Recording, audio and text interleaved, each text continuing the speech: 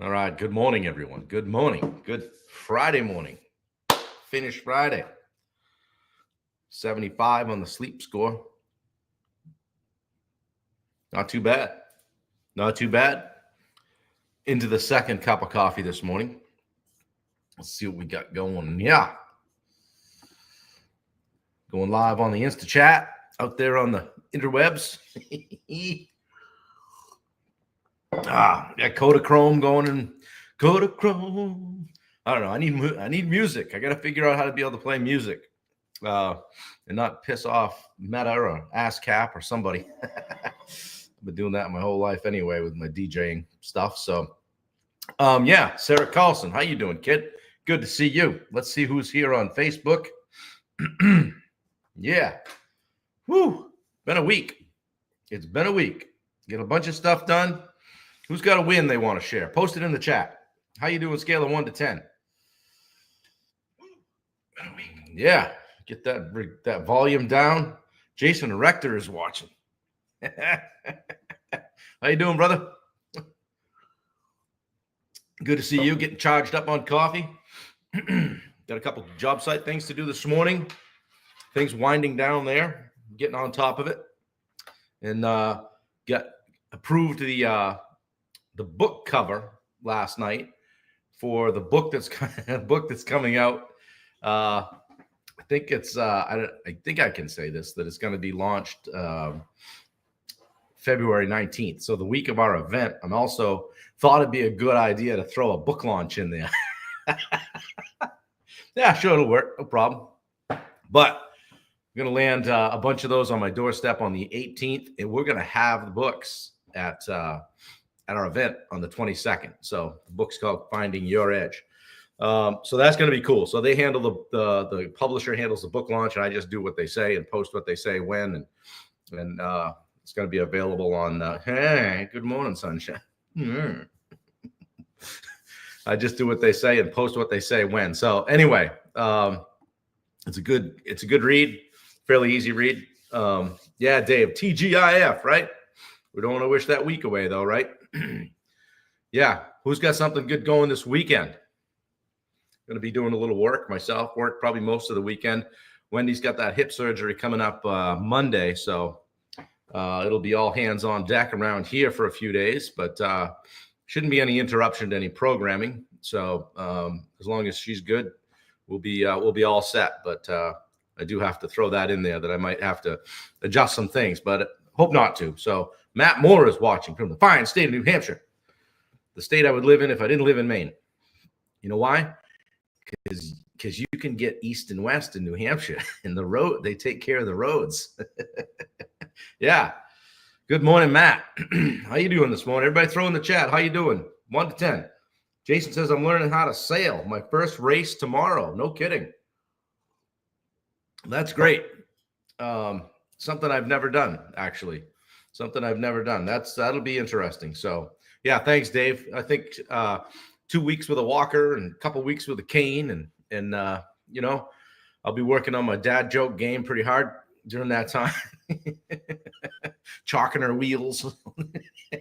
No, we'll have a good time. We're going to get through it.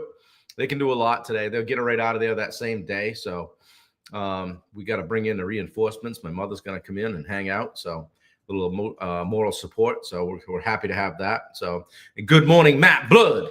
All right. My longest tenured client, Matt Blood. Chatted with him yesterday for a while. I actually called Matt. I said, hey, I want you to put your coaching hat on. I got something to run by you. And it's nice to have people like that in your life, So good to see you, brother. See what we got creeping around on Instagram here this morning.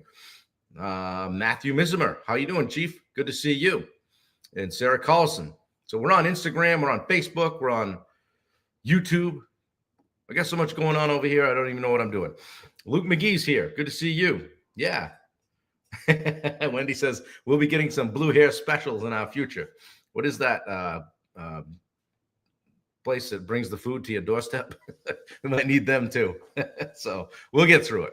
But anyway, I digress. I wanted to chat with you guys again today about sales. I had some fun with that the other day.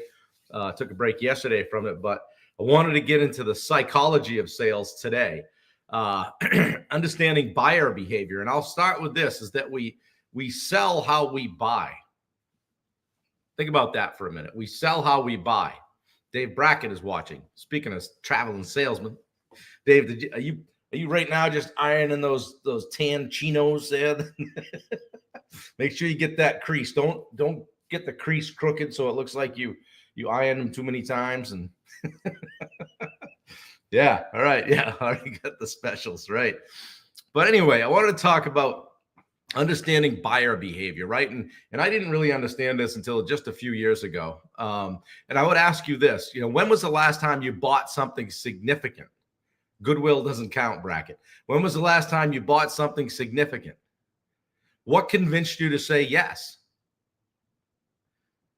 Let's explore those and some principles that apply to your own sales process today, okay? And all kidding aside, I know Dave Brackett will be going hard in the paint today and all the way through the finish line. That's one of his secrets to success, is that he doesn't go home at 2:00 on Friday. He's pushing and he's showing up at his client's place at 4:30 because he knows he's going to be the only one around, and he gets a lot of referrals that way. So let's talk about why people buy. The foundation, okay? Emotional triggers drive decisions. Mostly emotional decisions emotional triggers drive decisions. Sorry, I can't talk today. It is early. They buy emotionally first, and then they justify their decisions with logic. That's probably me. Dave knows that. He's seen me make some purchases. Something might be seemingly rational, but emotions are really what drove it. Emotions like trust, fear, excitement, status even can play a huge role, right? Think about buying a home. Logic dictates the price, right? In square footage, all that, right? Logic is what we need, but emotions drive whether it feels like home. And how about the role of pain and pleasure? Every purchase is tied to one of those two things: solving a problem, pain, or creating an opportunity, pleasure. Your job as a salesperson, is to identify which one your buyer is chasing. Are they looking to unload some pain, or are they looking to get some pleasure?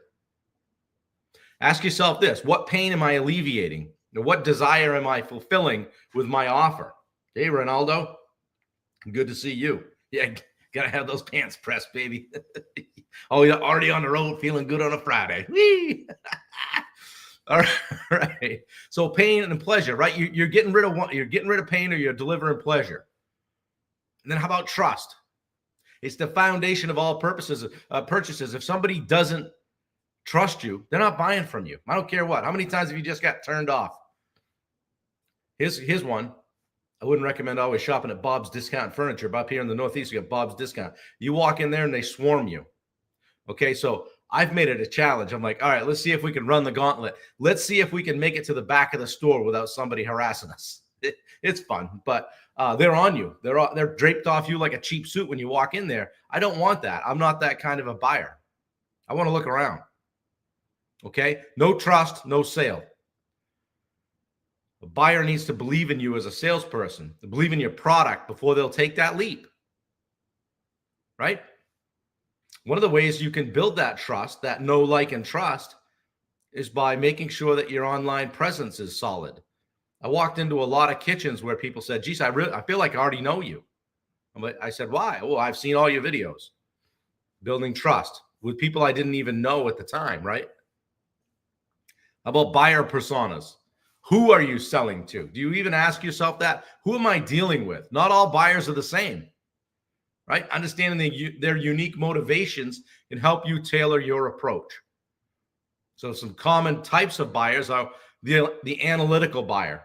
You guys that are adept at DISC profiles, right? Personality assessments. Right? The analytical buyer is your SC person, your steady, your compliant person, right? They're the ones that are going to want the details. They are engineers and designers, right? For these people, you're going to provide case studies. You're going to hit them with statistics. Logical explanations. I say choke them out with the details, right? They love it. I can't stand it. But that's me, right? Provide that detailed breakdown that we all hate to provide, right? Cost and benefits. And then there's the emotional buyer. And on the DISC scale, they're probably an I, right? I, maybe D. They're motivated by connection. They want to feel good about it. They want to have a rapport. They want to feel like you guys are friends. So focusing on storytelling or painting a picture, a vivid picture of how things are going to look after they buy. Share a client success story with these people, or how something emotionally impacted your work, right? Tim Carmody is watching. Good to see you, Tim. And then there's the impulse buyer, right? Motivated by urgency or FOMO, the fear of missing out. How do you sell to these people? Yeah, you just create a little bit of urgency, limited time offer, or exclusive deals, right? Or book your spot by Friday, and I'll include this, that, and the other thing. And I'm like, yeah, that sounds good. Get out. I'm good. We're moving on, right? As a buyer, I ain't got no time for that, right? And I've made some really bad buying decisions because I probably should have been more of an analytical buyer at times. But a good salesperson can sense that in me and say, hey, we can get you out of here today if you do X. Oh, sure. So where do I sign? Right? How do you identify these buyer types? Ask open-ended questions. All right? Just try to uncover their priorities. Listen more than you talk. Use these things on the side of your head for something other than holding up your glasses. Okay? Right? Ask them things like, what's the most important thing to you about this decision? How can I help you the most? What's holding you back from moving forward? And then building trust. Building trust and overcoming resistance. 75 on the sleep score for you guys, by the way. Coffee number 2. Not a bad night. Trust starts with transparency and authenticity, right? If your buyer feels like you're hiding something or overselling, you've already lost them. They're done. They've checked out. You might as well leave, right? Be upfront about costs, timelines, potential challenges. Be transparent. Show your expertise through education. As a salesperson, you have to educate. Teach them something they didn't know. Okay, but don't be a know-it-all. Then how do we overcome resistance? Where does resistance come from? Often comes from fear of making the wrong decision. They want to make a good decision. And your role as a salesperson is to alleviate that fear. Yeah, pain points and challenges, but never say pain point. I did that once. So what are your pain points? If you say pain points, somebody knows you've had sales training. Don't say that. But yes, uncover their pain points. How can I help you the most? Hey, what's troubling you the most about this? How do you overcome resistance? They don't want to make a bad decision, right? Don't dismiss their objections. Nah, it's not a big deal. Don't say that. Validate them and provide some clarity. All right? Social proof. Share testimonials. Hey, that sounds like a similar thing we ran into over at Matt Moore's place in New Hampshire. Here's what we did. Share some reviews from other clients. Man, this was just a project. We did one similar to this last year. We ran into this, and here's how we handled it. How about risk reversal? Offer guarantees or no obligation consultations to reduce perceived risk. Well, it seems like you're having some how do I want to say that? Seems like something here is jamming you up. Let's talk about it. We're not hiding anything, right? Michael Moeller is watching. Good to see you, buddy. And then we're going to talk about what we talked about the other day, the power of follow-up. Overcoming that resistance isn't always immediate. A well-timed, thoughtful follow-up can be the key to closing the sale. Maybe it's a week later. Maybe you pop back in. Hey, I know you guys were taking some time to think about it. Just checking in, making sure there wasn't anything else you needed from me in your decision-making process. Notice I didn't say I'm following. Hey, just calling to follow up. You're going to buy my stuff, right? Okay. Just checking back in. You might be the only one that does that. I've had people that have shopped 2 and 3 and 4 contractors, but went with me simply because I was following up, communicating, and being present. And they trusted. Okay. What are some practical strategies to connect with buyers? Okay. Dropping some knowledge on you guys this morning, so pay attention. About active listening, right? The best salespeople listen more than they talk. Took me a long time to learn that. I thought you had to go in and say, hey, we're super cool and we do all this cool stuff, and the guys are clean cut and they don't bring their dog, they leave their kid home, they won't park on your leach bed or pee around the corner of your garage or smoke, vape, do drugs, or drink. I never thought that I could just walk in and go, hey, how can I help you the most? And then just listen. Truly hearing your buyer's needs allows you to position your offer as the solution. We had a gentleman walk up to the table while we were in Dallas, and this is on the coaching business, not the contracting business. And he said, yeah, tell me about your stuff. Tell me what you got. What do you have to offer? And I connected with Wendy after, and I said, did you see how that went? She said, yeah. So what did I do? She said, you asked him about 6 questions, bang, bang, bang, right off the bat, because I wanted to figure out who I was working with, right? Who am I talking to here? Rather than just start beating my chest. Hey, we do this and we do that. We're all that in a bag of chips. Maybe not. You might not be at all what someone's looking for. Utilize some storytelling too, guys. Facts tell, but stories sell. Share some real life examples that demonstrate how your product or service has solved similar problems. And they're like, well, this is a no-brainer. Hey, one of my clients had a similar challenge. Here's how we handled that. Here's how we helped. And ask the right questions. Great questions uncover pain points. Dave's on here. I know Dave's asking questions, themes that he's seeing as he goes around to different places of business, help him develop questions for the next potential client. So it shows that he's plugged in. Hey, what these guys down the road are having a similar challenge. Boom. How can I help you with it? I help you avoid it. It helps you build rapport, guides conversation. Be very, very tactical about your conversation, and don't just talk to talk. Questions like, hey, just curious, what's the biggest challenge you're facing right now? Maybe I can help you. Maybe I can't. If this solution worked perfectly, what would your life of business look like in 6 months? Yeah. Hey, what's life look like if you don't tackle this, if we're unable to help you? Oh, there you go. Focus on benefits, not features. Not, we've got this and this does this and this does that. They care less about what the product can do or what you can do, but more how it will make their life easier, better, or, more successful or less stressful. Instead of saying, this software has advanced analytics, How about this? This software saves you 10 hours a week. That I can wrap my arms around, right? That's an actionable insight. Okay. All right. Here's my call to action for you guys today. Apply it. Apply this somewhere in sales.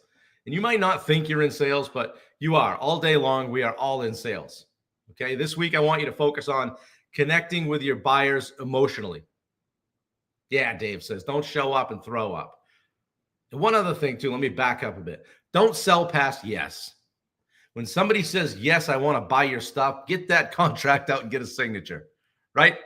Don't go, yeah, I think that's a really good idea. And I think you made a great decision there. And then lastly, if you really want to blow it up, say, do you have any questions? Just get, okay, sounds good. We're moving forward. Boom. Shut up. Okay, because once you give somebody that opportunity to rethink it, they have buyer's remorse. They could, and they go, well, maybe we ought to take a week and think about it. Dang, right? You learn. You'll learn from every single sales call. Okay, so practice the active listening. Ask meaningful questions, open-ended questions. Tell some stories that resonate with their needs. Eric says, how would you like to pay for that? That's nothing quite says we are doing business like that one. I like that, Eric. Eric's in sales. Yeah, good stuff. How would you like to pay for that?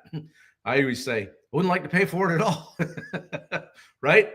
So drop in the comments. What's one insight from today that you think you might apply in your sales process or your next sales conversation.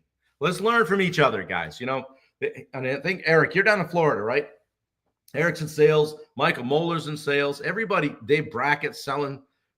Everybody, Tim Carmody, Danielle, everybody that's on here is in sales of some sort. And remember, it's not about pushing, right? It's about connecting. Find a way to connect. When you understand your buyer's emotions, motivations, and fears, you can sell in a way that feels authentic and is authentic, and it builds lasting relationships. And that is what it's all about, is the relationships.